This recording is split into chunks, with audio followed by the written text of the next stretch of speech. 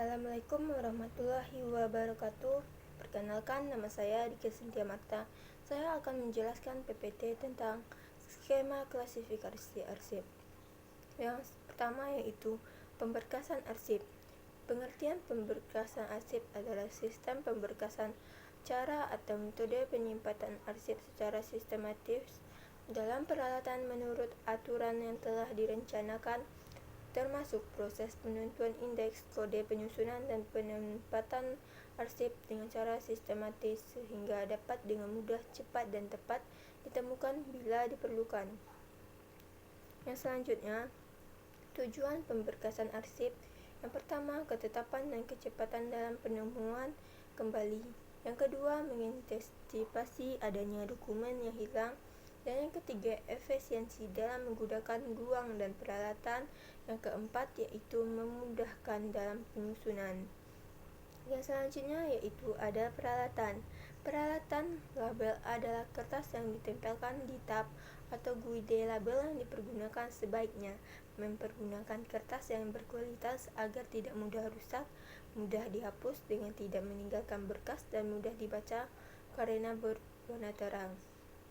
Yang selanjutnya ada peralatan arsip, filing kabinet, roll of box, atau rak bergerak. Yang ketiga itu sekat, bisa juga disebut dengan guide. Fungsinya itu mengelompokkan arsip berdasarkan urutan abjad sehingga akan mempermudah untuk menentukan lokasi arsip secara tepat dan cepat. Jenisnya yaitu primer, sekunder, dan tersier. Yang keempat ada folder, tempat seperti map yang terbuat dari bahan kertas atau manila yang berfungsi untuk menetapkan arsip. Dan selanjutnya aturan pelabelan. Yang pertama, pengertian dimulai dengan menyamakan jarak, yaitu 1 garis spasi dari sisi kiri. Yang kedua, jika digunakan label rangkap dengan tanda angka, judul harus diketik di tengah bawah dan tanda angka di tepi atas label. Yang selanjutnya yaitu judul dibuat dari salah satu nama sebenarnya, strike order, atau dilakukan pembalikan nama index order. Yang selanjutnya ada pelabelan. Judul harus selalu konsisten, misalnya di garis pertama kota dan negara di garis kedua dan alamat di garis ketiga. Pemberian tanda baca. Yang selanjutnya nama dicetak dengan huruf besar semua atau huruf pertamanya saja. Yang selanjutnya ada judul dibuat sesingkat mungkin, dan selanjutnya label dicantumkan di tab semua folder. Jika digunakan label rangkap dengan tanda angka, judul harus diketik tengah bawah dan tanda angka di tepi atas label. Yang selanjutnya ada indeks. Indeks suatu tanda yang mengenal berkas atau judul berkas. Yang selanjutnya ada fungsi. Fungsi terdiri atas dua, yaitu membedakan antara berkas yang satu dengan berkas yang lainnya. Yang kedua, mempermudah dalam penemuan dan penyimpanan arsip. Yang selanjutnya ada aturan pengindeksan. Yang pertama, dasar untuk menentukan ketetapan mengindeks. Yang kedua, nama yang paling penting. Yang ketiga, pada korespondensinya, nama kepala surat yang paling tepat di indeks. Yang selanjutnya, jika nama instansi dan penandatangan surat sama pentingnya, maka nama instansi yang dijadikan indeks. Yang selanjutnya ada pada surat yang tidak berkepala surat akan lebih baik diberi indeks dengan nama penandatangan surat. Selanjutnya yaitu penulisan nama indeks, nama orang, nama keluarga sebagai kata tangkap. Contohnya R. Suekarto Diningrat dibalik dengan Suekarto Diningrat R. Suroto.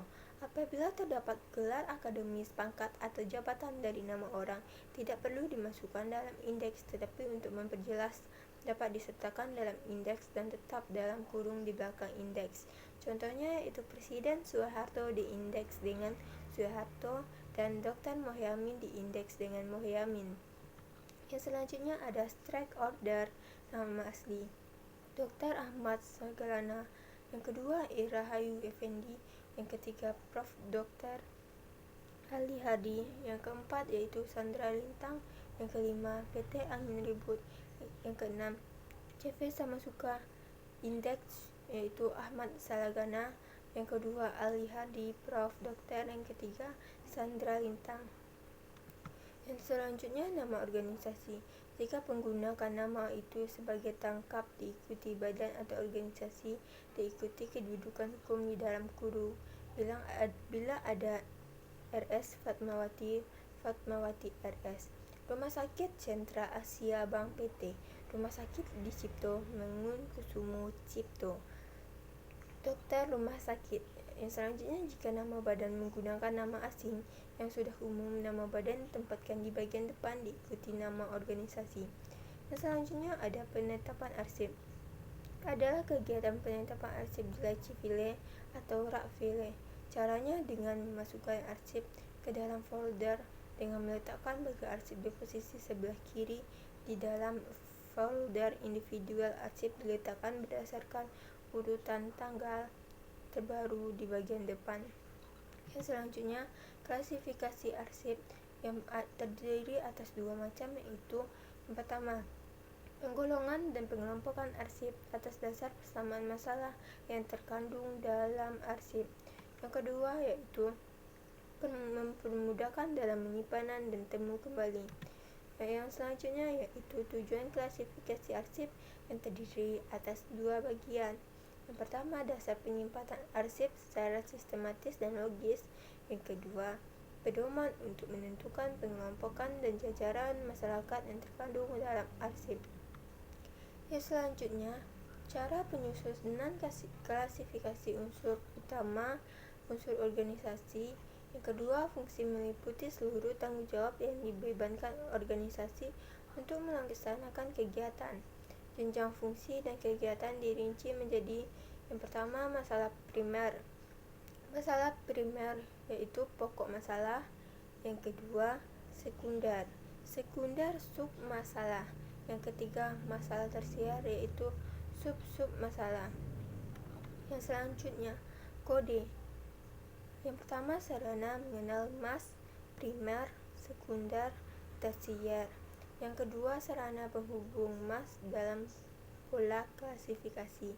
Yang ketiga, mengatur susunan dan aturan berkas dalam penyimpanan arsip. Unsur kode. Ada angka, abjad, gabungan abjad, dan angka.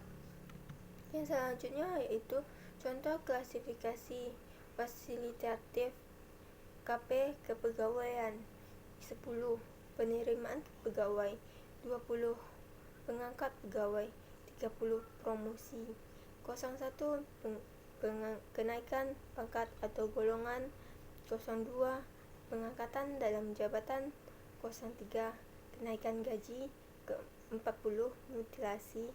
Dan 01. Pemindahan alih tugas. 02. Tenaga pembantuan. Dan seterusnya.